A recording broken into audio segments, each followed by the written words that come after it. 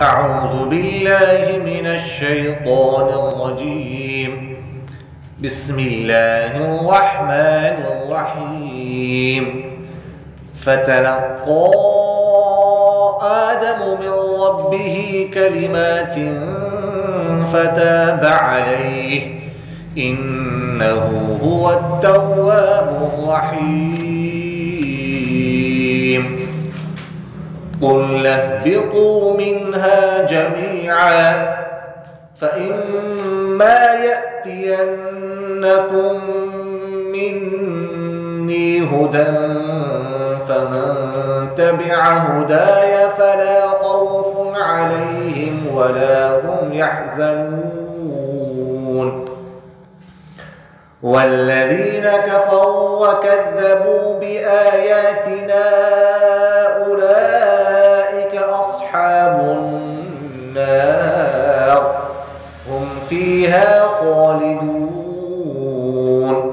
يا بني إسرائيل اذكروا نعمتي التي أنعمت عليكم وأوفوا بعهدي أوف بعهدكم وإياي فارهبون وآمنوا بما أنزلت مصدقا لما معكم ولا تكونوا أول كافر به ولا تشتروا بآياتي ثمنا قليلا وإياي فاتقون صدق اللہ العظیم۔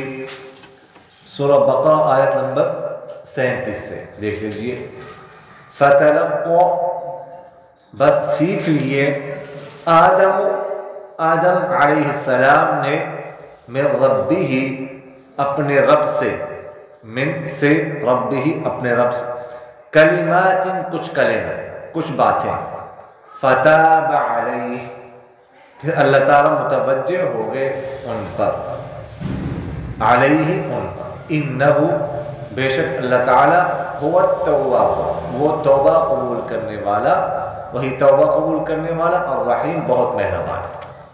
قلنا ہم نے کہا اہبطوا اترو تم، منہا یہاں سے جنت سے، جمیعا سب کے سب، فَإِمَّا بس اگر یأتینکم یأتین آ جائے کم تمہارے پاس، منی میری طرف سے، ہدن ہدایت، فمن بس جو شخص تبع پیروی کر لے، ہدایا میری ہدایت، ہدا ہدایت یا میری ہدایت کی، فلا خوف تو کوئی خوف نہیں ہوگا، علیہم ان پر، علا کا مطلب ہے پر، ہم ان پر، ولا ہم اور نہ ہی وہ لوگ، یحزنون غم کریں گے، غمگین بھی نہیں ہوں گے، والذین اور وہ لوگ، کفروا جنہوں نے کفر کیا، وکذبوا اور جھٹلایا،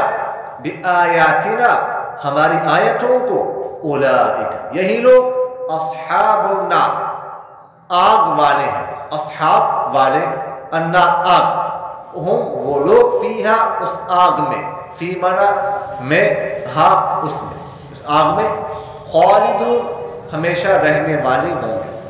یا بنی اسرائیل اے بنی اسرائیل، اے اسرائیل کی اولاد، اذکروا تم یاد کر لو، نعمتی میری نعمت، التی ان نعمتوں کو، انعمت جو نعمت کی ہے میں نے، علیکم تم پر، وَأَوْفُوا اور پورا کر لو، بعہدی میرے عہد کو، اوفِ میں پورا کروں گا، بعہدکم تمہارے عہد کو، وَإِيَّايَ اور مجھ ہی سے، فَارْهَبُونَ ڈرو، وَآمِنُوا اور ایمان لیا، بما اس چیز پر، انزلتو جو اتاری ہے میں نے، مصدقا لما تصدیق کرنے والی ہے، لما اس چیز کی، اس کتاب کی، معکم جو تمہارے پاس ہے، وَلَا تَكُونُوا اور مت بنو تم، اول کافر بے سب سے پہلے کافر بھی اس کے ساتھ، وَلَا تَشْتَرُوا اور مت لو، بِآیاتی میری آیتوں پر، ثَمَنًا قَلِيلًا تھوڑی سی قیمت، ثمناً قیمت، قلیلاً تھوڑی سی، وَإِيَّايَ اور مجھے سے فَاتَّقُونَ ڈرتے رہو، بچتے رہو۔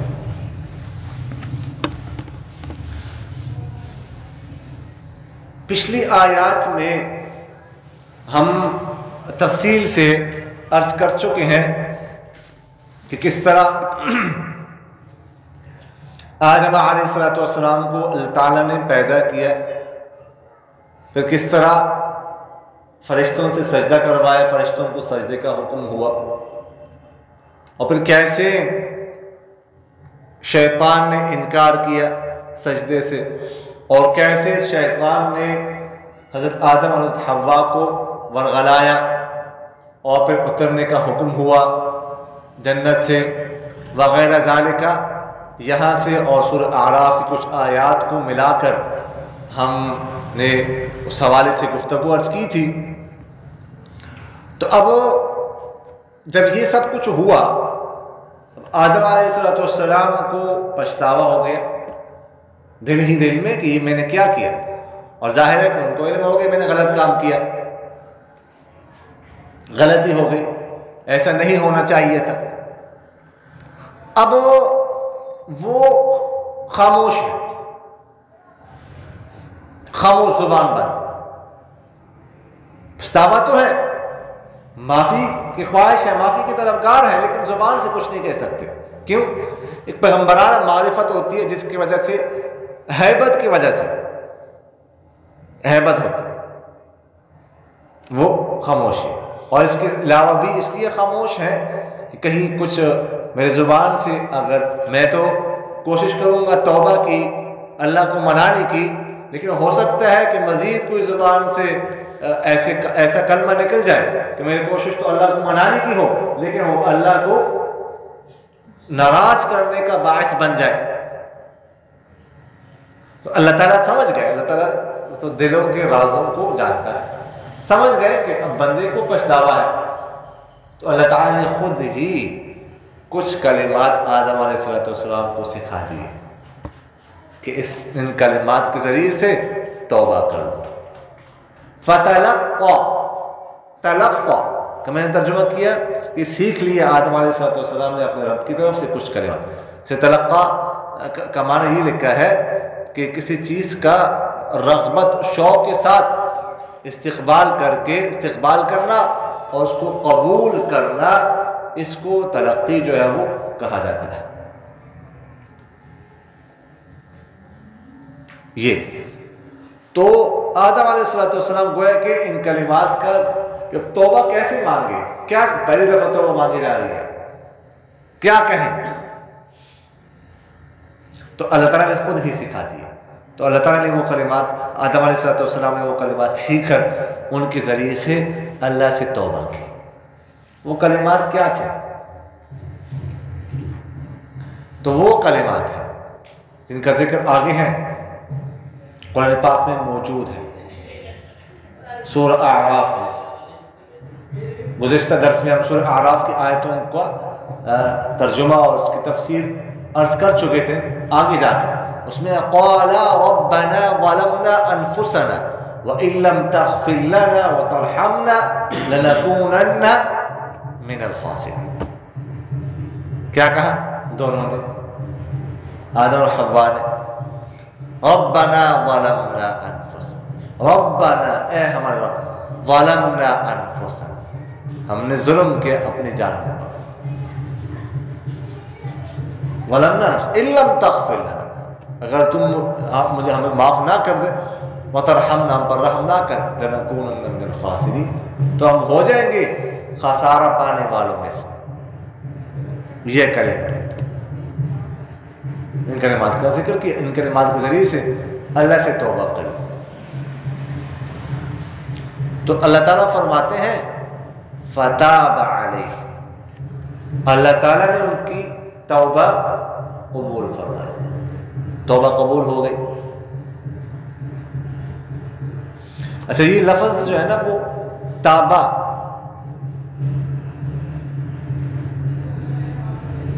اس کا معنی کیا ہے؟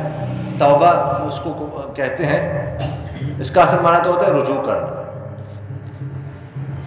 گویا کہ گناہ سے اطاعت کی طرف، نافرمانی سے فرمانبرداری کی طرف رجوع کرنا، اس کا نام ہے توبہ۔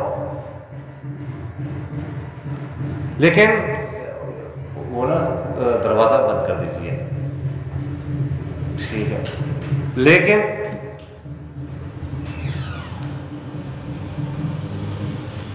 توبہ جو اصل سچی توبہ ہوتی ہے وہ کسے کہتے ہیں؟ توبۃ نصوحہ۔ تو اس کے لیے 3 باتیں ہونا یہ ضروری ہے۔ سچی توبہ کے لیے 3 باتیں شرط ہیں۔ ایک بات تو یہ ہے کہ اس جو کام کر چکا ہے انسان، اس پر انسان کو ندامت ہو، پچھتاوا، افسوس ہو۔ دوسری بات یہ ہے کہ فی الحال اس گناہ کو چھوڑ دے، ترک کر دے۔ اور تیسری بات یہ ہے کہ آئندہ نہ کرنے کا پختہ عزم ہو، ارادہ۔ جس توبہ میں یہ 3 باتیں پائی جائیں گی اس کو ہم کہیں گے سچی توبہ۔ اگر کوئی توبہ ایسی توبہ نہیں ہے تو پھر اس کو ہم توبۃ النصوحہ، سچی توبہ نہیں کہہ سکتے۔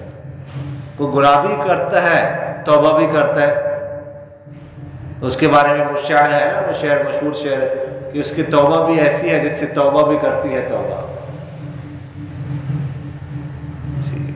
تو یہ مستقبل میں چھوڑنا، یہ 3 باتیں ہونا ضروری ہے۔ اور دوسری بات یہ ہے، جیسے میں نے آپ سے عرض کیا نا کہ شروع میں کہ ندامت ہو، پچھتاوا ہو، یعنی بالفاظ دیگر اقبال جرم ہو، اعتراف ہو اپنے جرم کا۔ جیسے آدم علیہ السلام کی توبہ میں کلمات میں نے آپ سے عرض کر دی ہے نا، ربنا ظلمنا انفسنا، سب سے پہلے کہہ دیا ہم نے ظلم کیا اپنے جان کا، اپنی خطا کا اعتراف کر دیا، سب سے پہلے یہ بات۔ موسیٰ علیہ السلام کے بارے میں آتا ہے فَوَكَذَهُ مُوسَى فَقَضَى عَلَيْهِ، موسیٰ علیہ السلام نے ایک شخص کو مکہ رسید کیا، فَقَضَى عَلَيْهِ، تو اس کا کام تمام کر دیا۔ تو اس میں آگے آتا ہے نا هَذَا مِنْ عَمَلِ الشَّيْطَانِ، یہ تو شیطان کا عمل ہے، رَبِّ إِنِّي ظَلَمْتُ نَفْسِي فَاغْفِرْ لِي فَغَفَرَ لَهُ، فوراً نے کہا انی ظلمت نفسی، توبہ کی، میں نے اپنی جان پر ظلم کیا، فاغفر لي، اے اللہ مجھے معاف کر دیجیے، فغفر لہ، اللہ نے ان کو معاف کر دیا۔ دیکھیے گا توبہ کی، فوراً اقبال جرم کر لیا، ظلمت نفسی۔ اگرچہ موسیٰ علیہ السلام ان کو مارنا نہیں چاہتے تھے، لیکن بہرحال ہو گیا ہے، جس کو اصول فقہ کی اصطلاح میں زلہ کہتے ہیں، زلہ، ٹھیک ہے۔ کوئی کام تو مباح ہو، جائز کام ہو، لیکن اس کی وجہ سے کوئی ناجائز کام میں پڑ جائے۔ اچھا، یہ الگ بات ہے کہ موسیٰ علیہ السلام نے کیوں توبہ کی، ان کے ساتھ کوئی ایسا معاہدہ ہو چکا ہو، یہ تو کہیں جو ہے نا منقول نہیں ہے کہ وہ جس کو مارا قبطی کو، اس کے ساتھ کوئی بنی اسرائیل کا معاہدہ ہو چکا تھا کہ ہم ایک دوسرے کو ماریں گے نہیں، ایسی تو کوئی بات نہیں۔ بہرحال ایک لمبی بات ہے، اگرچہ ان کے ساتھ یہ معاہدہ نہیں ہوا تھا، معاہدہ ہو تو نہیں چکا تھا باقاعدہ زبانی یا ریٹن، لیکن یہ ہے کہ وہ ایک دوسرے کے ساتھ رہ رہے تھے امن کے ساتھ، تو یہ بھی ایک معاہدہ ہی تھا کہ ہم پر امن رہیں گے، ایک دوسرے کو نقصان نہیں پہنچائیں گے، تو یہ معاہدہ ہی تھا۔ اس لیے موسیٰ علیہ السلام نے فوراً کہا کہ مجھ سے غلطی ہو گئی۔ یونس علیہ السلام توبہ کر رہے ہیں، لا الہ الا انت سبحانک انی کنت من الظالمین، میں ظالم ہوں، میری خطا ہے۔ تو اس لیے اللہ کے سامنے اقبال جرم کر کے توبہ۔ تو یہ 3 باتیں جو ہے نا وہ سچی توبہ کے لیے ضروری ہے۔ اچھا، آگے فرماتے ہیں کہ یہ توبہ کی نسبت، میں نے کہا 3 باتیں، یہ وہ صورت میں ہے کہ جب اس کی نسبت انسان کی طرف کی جائے، اس کی نسبت انسان کی طرف کی جائے، اور میں نے آپ سے عرض کیا کہ اس صورت میں معنی اس کا یہ ہوگا کہ گناہوں سے نافرمانی سے اطاعت کی طرف رجوع کرنا. اور اس کی نسبت جب اللہ کی طرف کی جاتی ہے تو اس کا مطلب ہوتا ہے توبہ قبول کرنا. یہاں پر اللہ کی طرف اس کی نسبت ہے. اگلا لفظ ہے انہ هو التواب الرحیم. اللہ تعالیٰ توبہ قبول کرنے والا بہت مہربان ہے. یہ جو لفظ تواب ہے نا، دو لفظ آتے ہیں، تواب اور تائب. جو لفظ تواب ہے، یہ تواب کا لفظ اللہ کے لیے بھی استعمال ہوتا ہے، مخلوق کے لیے بھی استعمال ہوتا ہے، دونوں کے لیے استعمال ہو سکتا ہے. دوسری جگہ پر اللہ تعالیٰ فرماتے ہیں ان اللہ یحب التوابین ویحب المتطہرین. تو وہاں پر توابین سے مراد اللہ تعالیٰ توابین، توبہ قبول کرنے والوں کو پسند کرتا ہے. وہاں پر تواب سے مراد انسان، مخلوق. اور یہاں پر تواب سے مراد اللہ تعالیٰ. جب تواب سے مخلوق مراد ہو تو اس کا مطلب ہے توبہ کرنا، اور جب اس کی نسبت اللہ تعالیٰ کی طرف کی جائے تو اس کا مطلب معنی ہوتا ہے توبہ قبول کرنا. اور دوسرا لفظ تائب ہے. تائب کی نسبت مخلوق کی طرف تو کی جا سکتی ہے. التائب من الذنب کمن لا ذنب لہ. گناہوں سے توبہ کرنے والا ایسا ہے جیسے کہ اس نے گناہ کیا ہی نہ ہو. یعنی سچے توبہ اگر کوئی کرتا ہے تو گناہ معاف ہو جاتا ہے. لیکن اللہ کو، اللہ کے لیے تائب کا لفظ استعمال کرنا یہ جائز نہیں ہے. اگرچہ لغوی معنی کے اعتبار سے اس میں کوئی حرج نہیں ہے، لیکن اللہ کے لیے ہم تائب نہیں کر، اللہ کے لیے تائب کا لفظ استعمال نہیں کر سکتے. اگرچہ یہاں پر تابہ کا لفظ آیا ہے، ماضی آیا ہے، فتاب علیہ، یہاں پر نسبت اللہ کی طرف ہے، لیکن اس سے اس میں فاعل جو ہے نا وہ استعمال نہیں کر سکتے. ضروری نہیں ہے کہ اگر کسی باب سے کوئی لفظ اللہ کے لیے کوئی صیغہ استعمال ہوا ہے تو اسی کی جو ہے نا اس کو ہم اللہ کی صفت بھی قرار دے دیں، وہاں سے اس میں فاعل بھی لے آئے. نہیں، جیسے آدم علیہ السلام کی طرف عصیان کی نسبت کی گئی ہے، عصا آدم ربہ فغوا. لیکن مفسرین نے لکھا ہے کہ آدم علیہ السلام کو معاصی نہیں کہہ سکتے، اس میں فاعل کا صیغہ استعمال نہیں کر سکتے. نافرمان یہ نہیں کہہ سکتے. اس یہاں پر بھی جو صفات اللہ تعالیٰ کے لیے قرآن و حدیث میں آئی ہیں وہی صفات ہم اللہ کے لیے استعمال کر سکتے ہیں. اس کے علاوہ ہٹ کر جو ہے نا ہم اپنی طرف سے صفات کا استعمال جو اللہ کے لیے نہیں کر سکتے. یہ ذہن میں رکھیے. فرماتے قُلْ اهْبِطُوا مِنْهَا جَمِيعًا. پھر ہم نے کہا کہ تم یہاں سے سب کے سب اترو، نیچے اترو. اچھا، اب آپ کے ذہن میں بھی یہ سوال پیدا ہوا ہوگا، یہ ذہن میں بات آئی ہوگی، انشاءاللہ امید ہے ضرور، کہ یہاں پر یہ پچھلی آیت میں بھی فتلقى آدم، یہ جو آیت، اس سے جو پچھلی آیت ہے نا، گزشتہ درس میں بھی ہم نے پڑھا تھا کہ وہاں پر بھی ہے وَقُلْ اهْبِطُوا بَعْضُكُمْ لِبَعْضٍ عَدُوٌّ.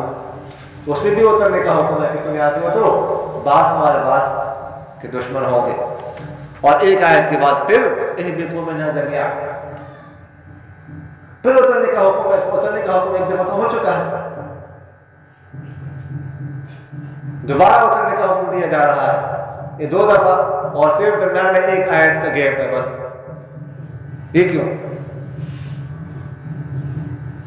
تو یہ دیکھیے گا، پہلے جو حکم ہے پچھلی آیت میں اس میں اترنے کا حکم ہے، لیکن ابھی آدم علیہ السلام نے توبہ نہیں کی، توبہ کرنے سے پہلے. اور اس آیت میں جو اترنے کا حکم ہے توبہ کرنے کے بعد. تو پہلے جو حکم ہے توبہ کرنے کے سے پہلے، وہ حکم نیچے اترنے کا بطور سزا تھا، جس کے لیے مفسرین وہ اصطلاح استعمال کرتے ہیں حاکمان، بطور سزا. اور اس آیت میں جو اترنے کا حکم ہے یہ بطور حکیمانہ ہے، یہ بطور سزا نہیں ہے بلکہ بطور اعزاز.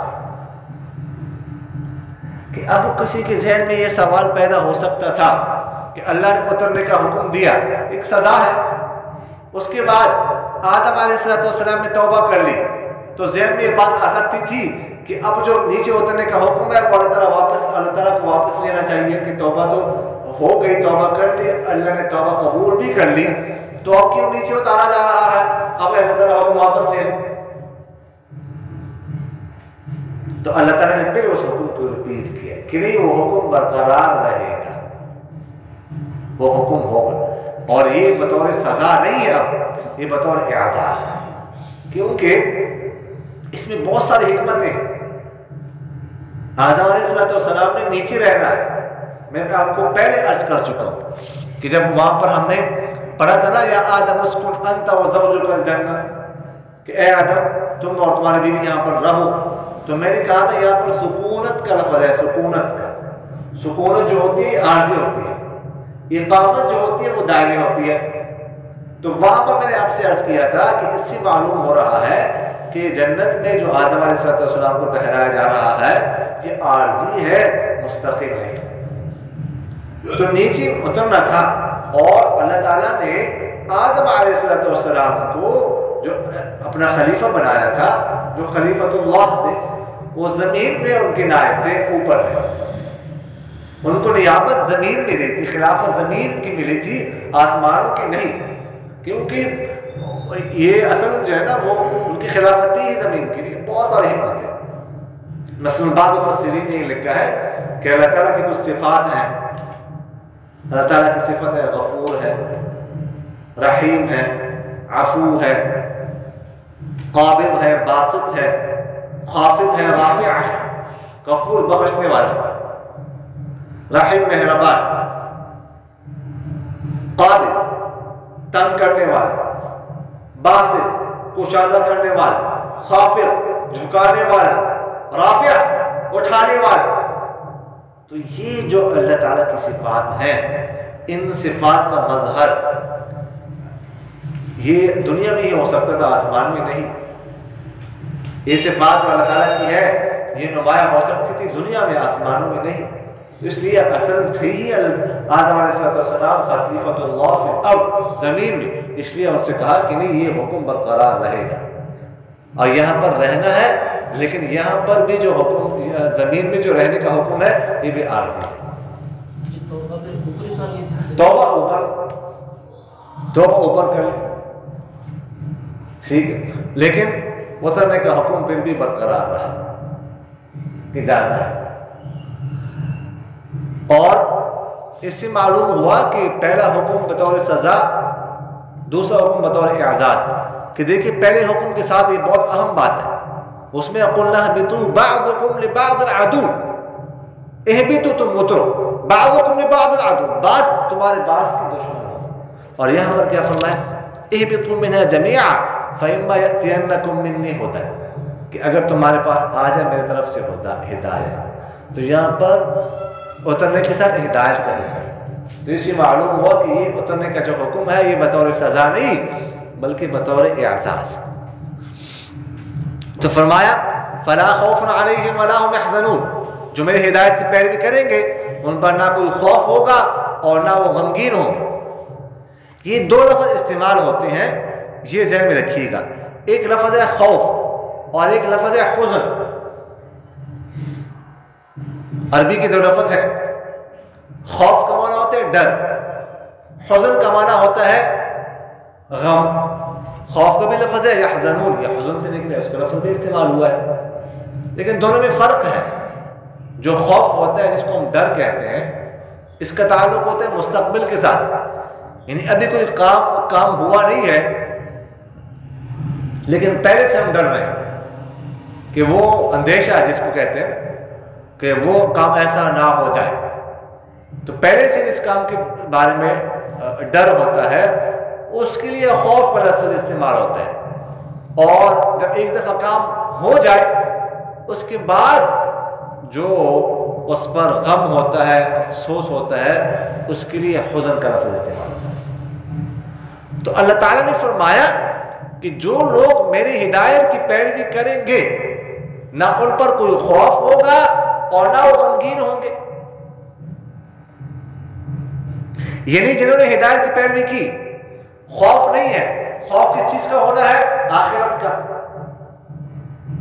کہ بھی آخرت آنی ہے نا، تو چونکہ انہوں نے نیک اعمال کیے ہیں، اللہ کو راضی کیے ہیں، قیامت کا خوف نہیں، اور ان کے اوپر غم بھی نہیں ہے ان کے لیے، کہ جو زندگی گزر چکی ہے جو ٹائم گزر چکا ہے اس پر غم نہیں ہے، اس لیے کہ اس وقت کو انہوں نے قیمتی بنا دیا، اس کا غم نہیں، قیمتی بنا چکے۔ تو اس لیے فرمایا جو اللہ کے اولیاء ہوتے ہیں، اللہ کو راضی کرنے والے ہوتے ہیں، ان پر کوئی خوف اور غم نہیں۔ اور یہاں پر دو لفظ استعمال کیے ہیں خوف اور غم کا، لیکن دونوں کا انداز اور ہے۔ فلا خوف، یہاں پر تو جو عام نفی کی جاتی ہے لائے نفی ہے، اس کے بعد جو ہے نا خوف کا لفظ لائے گا، یہاں پر لا کے ذریعے سے نفی کی گئی ہے، لا جو مشبہ بالاثر ہے، لیکن جب حزن کا لفظ آئے تو وہاں پر مضارع کا صیغہ استعمال کی یحزنون، یعنی یہ نہیں کہا فلا خوف علیہم ولا حزن علیہم، یہ کہنا چاہیے تھا لیکن نہیں کہا، انداز بدل دیا اور ہم کو آگے کر دیا، ہم کو پہلے لے یحزنون کو بعد میں لے، جو اصل فاعل ہے۔ اس میں اگرچہ اختلاف ہے مصریین اور کوفیین کا کہ فاعل مقدم ہو سکتا ہے کہ نہیں ہو سکتا، یہ خیر بہرحال ایک الگ بحث ہے، تحقیقی بحث ہے، جو مقدم ہوتا ہے وہ فاعل ہوتا ہے یا مبتدا بنتا ہے، ایک الگ سی بحث ہے، لیکن ہم کو مقدم کر کے یحزنون بھی اس کے بعد لے، یعنی یہ انداز جو ہے اس کا انہوں نے قرآن پاک نے ایسا ذکر کر دیا کہ جو اولیاء اللہ ہوں گے، جو اللہ کے ولی ہوں گے، تو ان پر کسی قسم کا کوئی خوف نہ ہوگا، نہ اب اس دنیا میں اور نہ ہی آخرت میں جب جائیں گے تو حساب کتاب اب نہیں ہوا ہوگا، حساب کتاب ہونے والا ہوگا لیکن ان کو خوف نہیں ہوگا، حساب کتاب مطمئن ہوں گے، اور قیامت جو زندگی گزر چکی ہے آخرت کی اس کا کوئی غم نہیں ہوگا۔ تو یہ قرآن پاک نے اللہ تعالیٰ نے، اور البتہ یہ اس سے یہ مطلب نہیں ہے کہ اللہ کا ڈر بھی نہیں ہوگا، نہیں، اللہ کا ڈر ایک الگ چیز ہے، وہ ہوگا، اور اللہ تعالیٰ فرماتے ہیں، آپ صلی اللہ علیہ وسلم فرماتے ہیں کہ اللہ تعالیٰ سے میں تم سے زیادہ ڈرنے والا میں ہوں، اور اس طرح جو دنیاوی چیزیں ہیں اس کا خوف بھی ہو سکتا ہے، وہ بھی اس کے منافی نہیں ہے، جیسے موسیٰ علیہ السلام کے بارے میں آتا ہے کہ اوجسا فی نفسہ خیفہ، انہوں نے جب سام کو دیکھ کر لاٹھی سے سام بن گیا تو وہ دل میں خوف محسوس کیا، اور ایک جگہ پر آتا ہے واللہ مدبرا ولم یعقب، بھاگنے لگے، مڑ کر دیکھے، یہ فطری چیز ہے، لیکن جب اللہ تعالیٰ نے فرمایا لا تخف، مت ڈر، لے لو اس کو، فوراً آتا ہے اللہ کی طرف سے حکم آئے تو پھر نہیں۔ تو خیر بہرحال اس کا یہ مطلب اگلی آیت میں فرمایا والذین کفروا وکذبوا بآیاتنا اولئک اصحاب النار، جن لوگوں نے کفر اختیار کیا اور جھٹلایا ہماری آیتوں کو تو یہ آگ والے ہیں، اس میں ہمیشہ ہمیشہ رہنے والے ہوں گے۔ یا بنی اسرائیل، اے بنی اسرائیل، دیکھو اس سے پہلے قرآن پاک میں اللہ تعالیٰ نے مومنین کا ذکر کیا، اس کے بعد کفار کا ذکر کیا، اس کے بعد منافقین کا ذکر کیا، اس کے بعد پھر مشرکین کا ذکر کیا، کرتے کرتے اب یہاں سے اہل کتاب کا ذکر شروع کرنے لگے۔ یہ آیت نمبر 40 سے شروع ہو کر آیت نمبر 123 تک کافی لمبی بحث یہاں سے شروع کرنے لگے ہیں۔ اہل کتاب یہود و نصارہ، ان کو اہل کتاب اس لیے کہا جاتا ہے کہ یہودی بھی اپنے آپ کو یہ سمجھتے ہیں کہ ہم تورات پر عمل کر رہے ہیں، ایک کتاب کو مانتے ہیں، اگرچہ اس کو مانتے نہیں ہے، اس طرح بہت ساری تبدیلیاں کر چکے ہیں۔ اور عیسائی کہتے ہیں ہم انجیل کو مانتے ہیں، تبدیلیاں کر چکے ہیں، لیکن بہرحال ان کا دعویٰ ہے۔ تو چونکہ آسمانی کتاب پر ان کا ایمان ہے، اس وجہ سے ان کو اہل کتاب کہا جاتا ہے۔ تو فرمایا یا بنی اسرائیل، اے بنی اسرائیل، اسرائیل اسرائیل جو ہے نا یہ یعقوب علیہ السلام کا نام ہے. یعقوب علیہ السلام کی گویا کہ دو نام ہیں، یعقوب اور اسرائیل.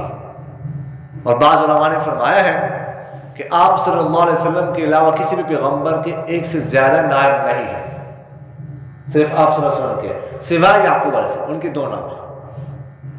باقی کسی پیغمبر کے زائد نام نہیں ہے، اور آپ صلی اللہ علیہ وسلم کے کئی نام ہیں. اسرائیل اس کا معنی کیا ہے؟ تو اسرائیل یہ دو لفظوں سے بنا ہے، اسرا اور ایل. اسرا کا لفظ، اسرا کا معنی ہے عبد، بندہ، اور ایل کا معنی ہے اللہ. تو اسرائیل کا مطلب ہوا عبد اللہ، اللہ کا بندہ. تو یہاں پر ان سے کہا یا بنی اسرائیل، اے بنی، یہ بھی کہا جا سکتا تھا نا یا بنی یعقوب، لیکن اللہ تعالیٰ نے یا بنی یعقوب نہیں کہا، یا بنی اسرائیل کا. کیوں؟ میں نے آپ سے عرض کیا اسرائیل کا معنی کیا ہے؟ عبد اللہ، اللہ کا بندہ. تو اللہ تعالیٰ نے یہی انداز اپنایا، یہ نام اپنایا تاکہ ان کو اس بات کا اندازہ ہو جائے کہ ہم اللہ کے بندے ہیں، لہٰذا ہمیں اللہ کا عبادت گزار ہونا چاہیے. اس لیے اللہ تعالیٰ نے یہ لفظ استعمال کیا یا بنی اسرائیل، اے اسرائیل کی اولاد، یہ فرمایا ان کو. اچھا، اس سے ایک بات یہ بھی معلوم ہو گئی نا کہ بعض لوگ یہ کہتے ہیں، خاص کر علماء بھی، کہ اللہ کے لیے بس وہ لفظ استعمال کرنا چاہیے جو عربی کا لفظ ہو، یعنی اللہ کے علاوہ کوئی اور لفظ استعمال نہیں کرنا چاہیے. مثلا بعض حضرات کہتے ہیں کہ خدا کا لفظ نہیں استعمال کرنا چاہیے، خدا کا.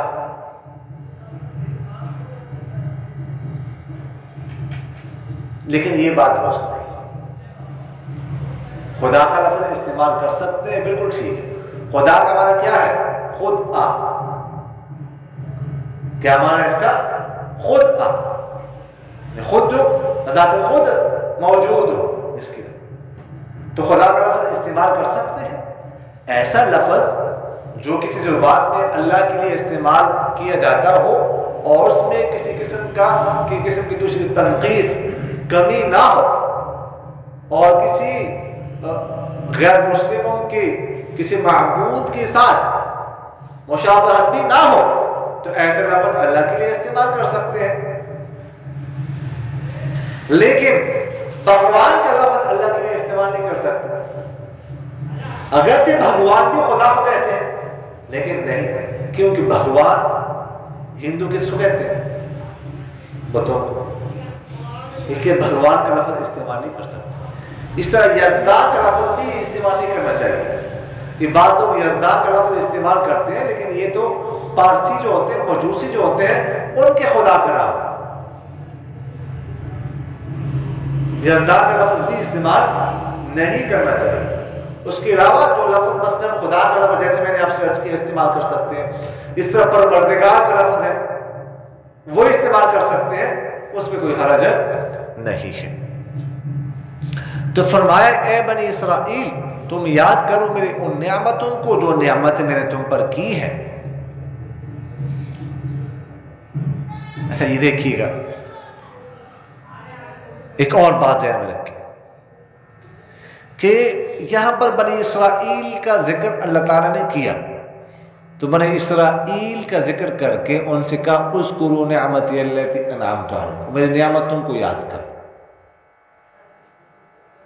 یعنی اپنے نعمتوں کا ذکر کیا، اپنے نعمتوں کو جتایا اللہ تعالیٰ نے. لیکن جہاں پر ہماری امت کا ذکر ہے وہاں پر انداز اور ہے. وہاں پر اللہ تعالیٰ فرماتے ہیں فَاذْكُرُونِي أَذْكُرْكُمْ، مجھے یاد کرو میں تمہیں یاد کروں. وہاں پر کوئی نعمتوں کا ذکر نہیں ہے. یہ ہماری امت کا اعزاز ہے. اس لیے مفسرین فرماتے ہیں نا کہ ہماری امت جو ہے نا وہ محسن کو پہچان کر احسان کو پہچانتی ہے. یعنی جو ہے نا محسن پہلے محسن احسان کرنے والے کو پہچانتی ہے، پھر اس کے ذریعے سے احسان کو پہچانتی ہے. اور بنی اسرائیل کیا کرتے تھے؟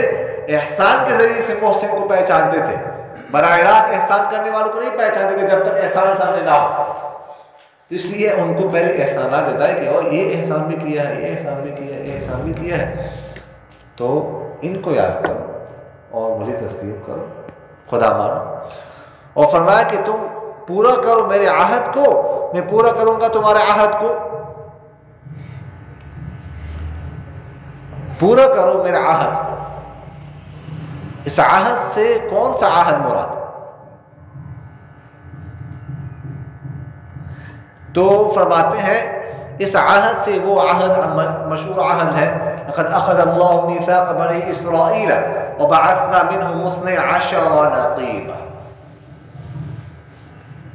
کہ اللہ تعالیٰ نے بنی اسرائیل سے وعدہ لیا تھا.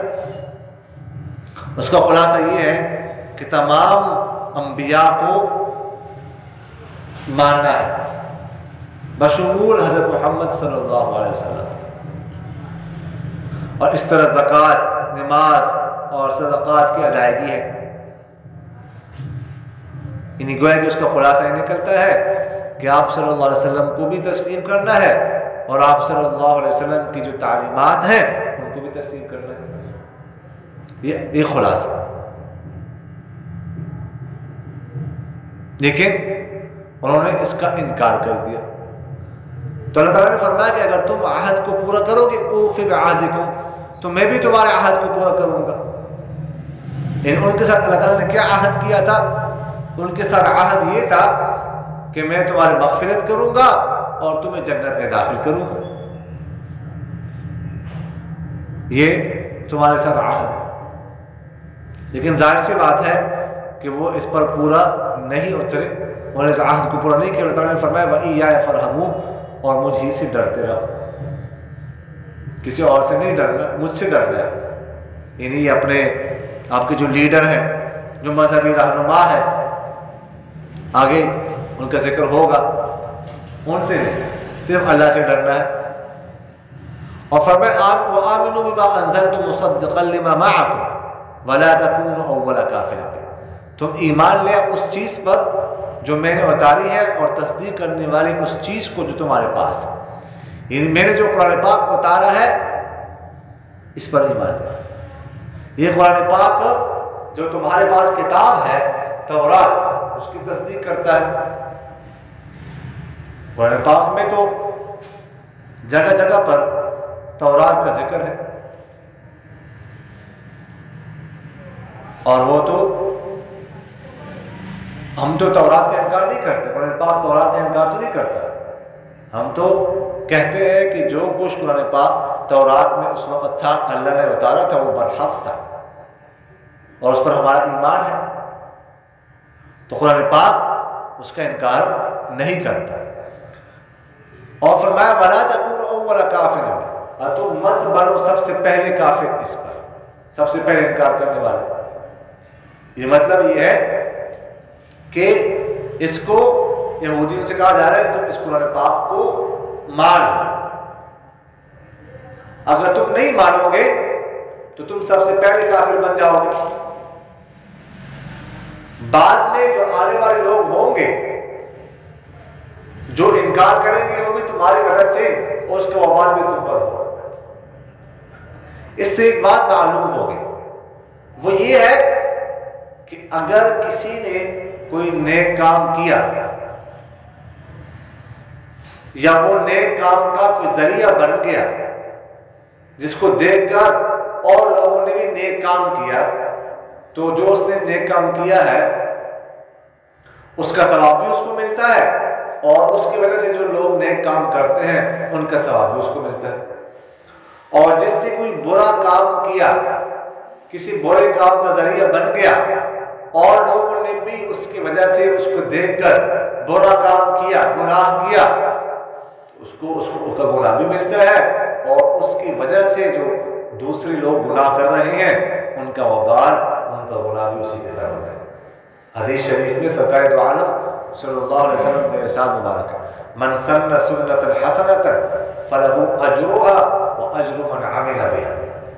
ومن سن سنة سیئة فلہ وزرها ووزر من عمل بها، کہ جس نے کوئی اچھا طریقہ ایجاد کیا، جس نے کوئی اچھا طریقہ ایجاد کیا تو اس کا ثواب بھی اس کو ملتا ہے، اور جو اس پر عمل کرتا ہے ان کا ثواب بھی اس کو ملتا ہے، اور جس نے کوئی برا طریقہ ایجاد کیا تو اس کا گناہ بھی اس کو، اور جو اس پر کام کرے دوسرے لوگ ان کا گناہ بھی اس کے سر پر ہوتا ہے۔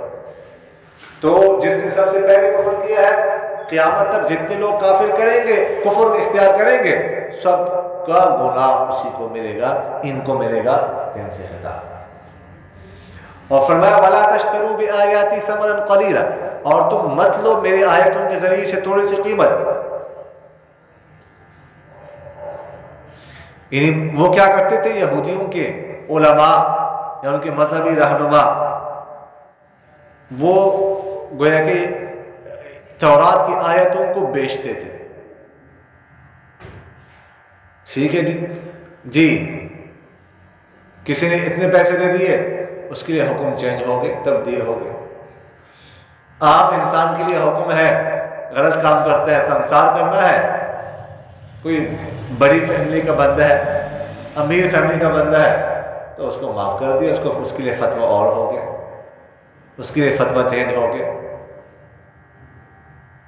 جس پر آج کل ہمارے ملک میں جی امیر کے لیے اور ہے، غریب کے لیے اور ہے، ایسے وہاں پر وہ لوگ ایسا کیا کرتے تھے۔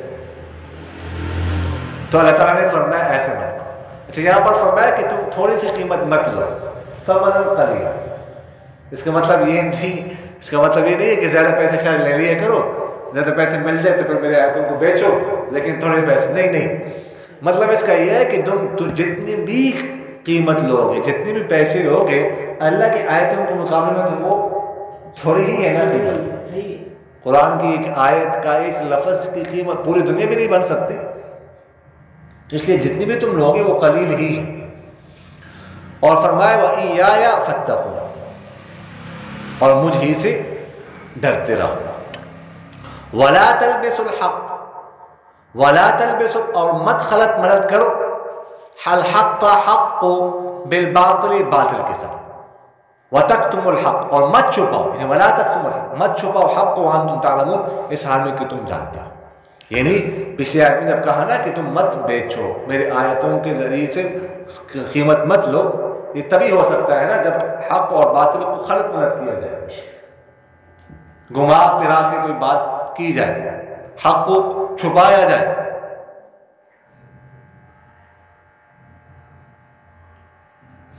یہودیوں کا ایک اس طرح، یہودیوں کے حال ہے اس طرح کا واقعہ پیش آیا بدفعلی کا، جس کی وجہ سے سنساری کا حکم جو ہے نا وہ سنسار ہونا تھا، تورات میں سزا تھی، لیکن وہ لے آئے آپ صلی اللہ علیہ وسلم کے پاس وہ واقعہ، آپ صلی اللہ علیہ وسلم کی عدالت میں پیش کیا، اس وجہ سے کہ شاید اسلام میں سنسار ہونے کا حکم نہ ہو، یہ وہ امیر فیملی تھی وہ بچ جائے گا۔ اور تورات بھی لے آئے، اور تورات میں جو اس کا حکم تھا سنساری کا، اس کو چھپایا ہوا تھا۔ تو آپ صلی اللہ علیہ وسلم نے ان سے پوچھا، انہوں نے بات کو گول مول کر دیا۔ آپ صلی اللہ علیہ وسلم نے تورات اور انجیل کا ایک سنساری کا حکم ہے تمہارے تورات میں کہ نہیں؟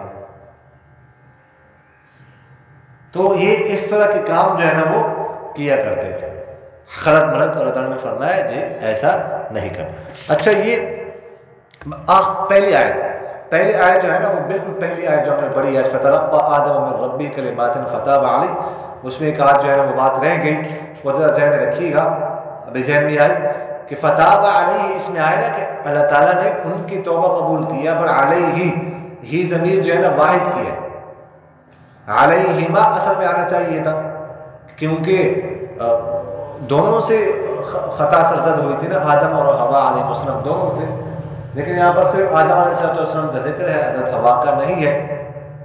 بلکہ پچھلی آیت میں فَأَزَلَّهُمَا الشَّيْطَانُ فَأَخْرَجَهُمَا، وہاں پر تثنیہ یعنی دو کا صیغہ ضمیر استعمال کی ہے، لیکن یہاں پر ایک کا، تو اس کا مطلب جو ہے نا، اور اس کے علاوہ بھی دوسری جگہ پر بھی عصا آدم و ربہ فغوى، صرف آدم علیہ السلام کی طرف نسبت ہے، حضرت حوا کی طرف نہیں ہے یہاں پر بھی۔ تو اس کا جواب یہ ہے کہ جو ہے نا آدم علیہ السلام کا ذکر اس لیے ہے کہ جو عورت جہاں تک ہوتی ہے نا، عورت کا ذکر سامنے نہیں ہونا چاہیے، اس کو چھپانا ہی چاہیے۔ یہاں پر بھی اللہ تعالیٰ نے صرف آدم علیہ السلام کا ذکر کیا، یعنی ان کی توبہ قبول کی، حوا کا ذکر نہیں کیا، کہ عورت کا ذکر کم سے کم، باقی عورت ویسی مرد کی تابع ہوتی ہے۔ البتہ ایک جگہ پر دونوں کا لفظ ہے، جہاں پر میں نے آپ سے عرض کیا کہ وہ جو کلمات میں نے آپ سے عرض کی ہے نا، کہ جو جن کلمات کے ذریعے سے آدم علیہ السلام نے توبہ کی، اس میں قال ربنا ظلمنا، قال تسنیہ کا صیغہ ہے، کہ ان دونوں نے کہا اے ہمارے رب ہم نے ظلم کیا اپنی جانب پر، تو وہاں پر دونوں کا ذکر کیا۔ حضرت حوا کا بھی تسنیہ کا صیغہ لائے ہے، اس لیے کہ پتہ چل جائے کہ توبہ دونوں کی قبول ہوئی اور دونوں نے توبہ کی۔ باقی جگہوں پر زیادہ تر آدم علیہ السلام کا ذکر ہے، اس سے معلوم ہو کہ خاتون کا ذکر کم سے کم ہو۔ اور اس لیے جو ہے نا یہ اگر کسی سے حال احوال پوچھنا ہو نا، تو پہلے تو بیوی کے بارے میں پوچھنے کی ضرورت نہیں ہے۔ اگر پوچھتے ہیں تو پھر یہ نہیں پوچھنا چاہیے کہ آپ کی بیوی کیسی ہے، آپ کی وائف کیسی ہے، یہ جو ہمارے عرف میں کہا جاتا ہے نا گھر والے کیسے ہیں، یہ بہتر لفظ ہے۔ ایسا لفظ ہونا چاہیے گھر والے کیسے ہیں، اس طرح کا لفظ استعمال کیا جائے، ٹھیک ہے نا، آپ کی وائف کیسی ہے، آپ کی بیوی کیسی ہے، تو یہ جو ہے نا ایسا نہیں لفظ استعمال کرنا چاہیے۔ خاتون کا لفظ کم سے کم جو ہے وہ استعمال کرنا چاہیے۔ اللہ تعالیٰ عمل کرنے کی توفیق عطا فرمائے۔